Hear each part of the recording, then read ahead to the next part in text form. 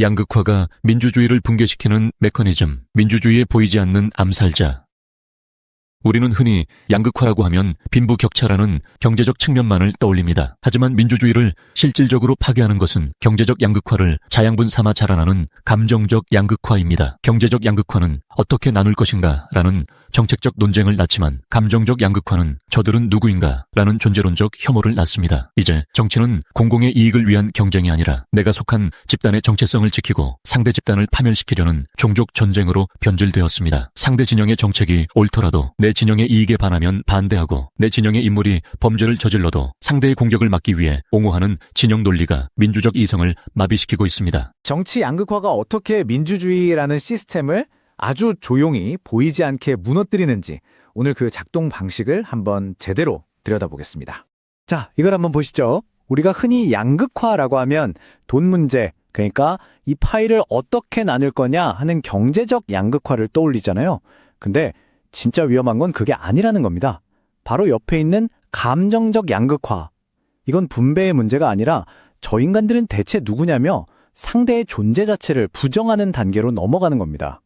이게 바로 오늘 이야기의 핵심 개념인데요. 더 이상 정책이 좋고 나쁨을 따지는 게 아니에요. 그냥 우리 편이냐 아니냐. 이 정체성과 혐오의 싸움이 되는 거죠. 상대방 정책이 아무리 좋아도 우리 편이 아니니까 반대하고 우리 편 주장이 좀 이상해도 저쪽의 공격을 막아야 하니까 무조건 감싸는 상태. 바로 이 지점에서부터 민주주의의 규칙이 그냥 와르르 무너지기 시작하는 겁니다. 논리가 아니라 소속감이 모든 걸 결정해버리니까요. 자, 그럼 이 무서운 경이 대체 어떻게 시작되는 걸까요? 그 첫 번째 단계, 바로 에코 체인버입니다. 우리가 서로에게서 완전히 차단되고 고립되는 거죠. 와, 이 문장 정말 소름 돋지 않나요? 민주주의의 가장 기본이 뭐겠어요? 서로 다른 생각을 가진 사람들이 대화하고 토론하는 거잖아요. 근데 그게 아예 불가능해지는 순간을 정확히 보여주는 거죠. 그럼 이 에코 체인버라는 감옥은 어떻게 만들어질까요? 놀랍게도 우리가 매일 쓰는 기술이 이걸 아주 적극적으로 만들고 있습니다. 한번 생각해 보세요. 여러분이 보는 소셜미디어 피드에 내가 동의하지 않는 의견이 얼마나 자주 보이나요? 거의 없죠? 알고리즘이 계속 내가 좋아할 만한 것, 내가 믿고 싶은 것만 보여주잖아요. 이게 바로 내 생각과 믿음을 더 단단하게 만드는 확증 편향을 강화시키는 겁니다. 그러다 보면 어느새 반대 의견은 그냥 바른 생각이 아니라 말도 안 되는 소리를 하는 이상한 사람의 이야기처럼 들리게 되는 거죠. 사실보다 감정이 중요해지는 포스트 트루스 시대가 바로 여기서 열리는 겁니다. 자, 이렇게 서로 대화가 안 되고 벽을 쌓기 시작하면 그 다음은 뭘까요? 네, 바로 게임의 규칙, 즉 심판을 공격하기 시작합니다. 2단계, 심판의 실종입니다. 이 비유가 정말 기가 막히죠? 축구 경기를 하는데 심판이 갑자기 한쪽 팀 유니폼으로 갈아입고 같이 뛰는 거예요. 그럼 그게 경기라고 할 수 있겠어요? 절대 아니죠. 민주주의도 똑같습니다. 갈등을 중재해야 할 중립적인 심판이 사라지면 그 시스템은 더 이상 작동할 수가 없는 겁니다. 이게 바로 민주주의를 무너뜨리는 구체적인 방법입니다. 보세요. 먼저 판사들을 공격합니다. 우리 편에 유리한 판결을 내리면 정의로운 판사, 불리하면 적폐 판사라고 딱지를 붙이는 거죠. 언론도 마찬가지입니다. 진실을 보도하라고 요구하는 게 아니라 우리 진영의 목소리를 내라고 압박합니다. 결국 어떻게 될까요? 원래는 중립적으로 규칙을 관리해야 할 법원이나 선거관리위원회 같은 곳들이 양쪽 진영의 전쟁터가 되어버리는 겁니다. 이건 단순히 특정 판사나 언론인을 공격하는 게 아니에요. 공정한 규칙이라는 민주주의의 심장 자체를 먹게 만드는 과정인 거죠. 그리고 이건 그냥 이론적인 이야기가 아닙니다. 원본 자료에서는 바로 최근에 심각해진 사법의 정치화 현상을 지목하면서 이미 우리 민주주의의 제어 시스템에 빨간불이 켜졌다고 아주 강력하게 경고하고 있습니다. 자, 대화의 광장은 사라지고 심판마저 믿을 수 없게 되면 그 텅 빈 정치 무대를 누가 차지하게 될까요? 바로 증오를 먹고 자라는 새로운 종류의 리더가 등장합니다. 3단계, 증오의 정치입니다. 이 말 정말 전공을 찌르지 않습니까? 원래 정치는 어떻게 하면 우리 공동체의 미래를 더 좋게 만들까? 이걸 고민하는 거잖아요. 그런데 그게 아니라 우리 공동체를 망치는 내부의 적이 누구냐? 이걸 찾아내서 벌주는 사냥으로 바뀌어버리는 겁니다. 건설이 아니라 파괴가 정치의 목적이 되는 끔찍한 순간이죠. 이런 포퓰리스트들의 전략은 아주 간단하고 명확해요. 세상을 딱 둘로 나눠거리는 겁니다. 순수하고 도덕적인 우리 국민과 모든 문제의 원흉인 부패한 적. 여기서 그 적은 기득권 엘리트일 수도 있고 다른 정당일 수도 있고 특정 집단일 수도 있죠. 이렇게 명확한 공공의 적을 만들어주면 사람들을 하나로 똘똘 뭉치게 만들기가 정말 쉬워지거든요. 뭘로요? 바로 공통된 증오를 통해서요. 물론 이런 증오의 정치가 단기적으로는 엄청난 힘을 발휘하고 권력을 가져다 줄 수도 있습니다. 하지만 그 장기적인 대가는 뭘까요? 바로 사회 전체가 서로를 믿지 못하게 되는 사회적 신뢰의 완전한 파산입니다. 이 신뢰라는 게 민주주의를 굴러가게 하는 기름 같은 건데 이게 0이 된다?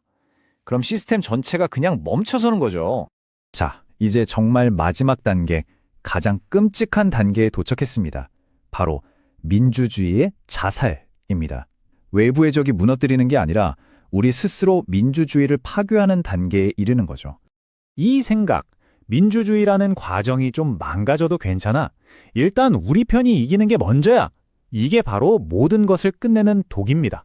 공정한 규칙, 토론, 타협, 이런 과정은 다 쓸모없고 오직 승리만이 유일한 목표가 되는 순간이죠. 그럼 사람들은 뭘 원하게 될까요? 규칙 같은 거 다 무시하고 확실한 승리를 가져다 줄 강력한 리더, 즉 권위주의자를 스스로 원하게 되는 겁니다. 자, 지금까지의 과정을 한번 정리해 볼까요? 정말 무서울 정도로 논리적인 4단계입니다. 처음에는 그저 상대를 미워하는 감정에서 시작합니다. 그러다 대화가 끊기고 심판을 믿지 못하게 되고 결국에는 승리를 위해서라면 민주주의를 버리는 것까지 정당화하게 되는 거죠. 정말 체계적인 붕괴 시나리오라고 할 수 있습니다. 이렇게 암울한 진단만 늘어놓았는데 그럼 정말 희망은 없는 걸까요? 다행히 이 자료는 여기서 끝나지 않습니다. 회복을 위한 처방전도 제시하고 있거든요. 시민성의 재발견, 과연 우리에게 되돌아갈 길이 있을까요? 가장 먼저 해야 할 일은 이 적대적 공생이라는 고리를 끊어내는 겁니다. 이게 뭐냐면 상대방이 망해야만 내가 성공하는 그런 제로섬 게임 같은 정치 구조를 말하는 거예요. 상대를 파괴하는 것이 성공으로 가는 유일한 길인 이런 정치판을 그대로 두면 안 되겠죠? 이 악순환의 고리부터 끊어야 한다는 겁니다. 그 치유의 시작은 바로 민주적 겸손이라는 태도입니다. 이게 대단한 게 아니에요. 그냥 어쩌면 내가 틀릴 수도 있다. 그리고 나와 생각이 다른 저 사람이 내 적은 아니다. 이 사실을 인정하는 겁니다. 이건 단순히 예의를 차리는 문제가 아니고요. 우리 편이 언제나 100% 옳은 건 아닐 수 있다는 것. 그리고 우리가 적으로 여기는 사람들의 말에도 타당한 지적이 있을 수 있다는 것을 근본적으로 인정하는 태도인 거죠. 그리고 마지막으로 필요한 퍼즐 조각은 바로 이 동료 시민 의식입니다. 아무리 생각이 다르고 치열하게 싸우더라도 결국에는 우리는 같은 국가 공동체의 구성원이라는 걸 잊지 않는 거죠. 모든 것에 동의할 필요는 전혀 없습니다. 하지만 우리 모두가 같은 배를 타고 있다는 사실만큼은 인정해야 합니다. 왜냐하면 한쪽이 화가 난다고 배 밑바닥에 구멍을 뚫기 시작하면 결국 다 같이 가라앉는 거니까요. 결국 이 자료는 우리에게 이 질문을 던지고 있습니다. 우리는 서로를 향한 증오 속에서 함께 무너져 내릴 것인가? 아니면 이 모든 의견 차이를 견뎌내고 어떻게든 함께 앞으로 나아갈 것인가? 어쩌면 민주주의의 미래는 어떤 거창한 이념이나 위대한 정치인이 아니라 바로 우리 각자가 상대방을 적이 아닌 동료 시민으로 다시 바라볼 수 있느냐에 달려있는지도 모릅니다. 양극화라는 괴물을 잡기 위해 보수와 진보가 가장 먼저 해야 할 일은 적대적 공생의 고리를 끊는 것입니다. 상대의 실패가 나의 성공이 되는 구조 속에서는 그 누구도 양극화를 해결하려 하지 않습니다. 민주주의를 구하는 길은 거창한 구애에 있지 않습니다. 내가 틀릴 수 있다는 민주적 겸손, 그리고 상대방도 나와 같은 공동체의 일원이라는 동료 시민 의식을 회복하는 것에서 시작해야 합니다. 2026년에 대한민국 정치가 멸종이 아닌 공존을 선택하기 위해서는 정치인들의 결단만큼이나 보관여층 시민들의 이성적 거리두기가 절실한 시점입니다. 우리는 지금 선택해야 합니다. 서로를 증오하며 무너질 것인가, 아니면 서로를 견디며 함께 나아갈 것인가. 민주주의의 운명은 우리 손에 쥐어진 분노를 내려놓는 순간 비로소 다시 움직일 것입니다.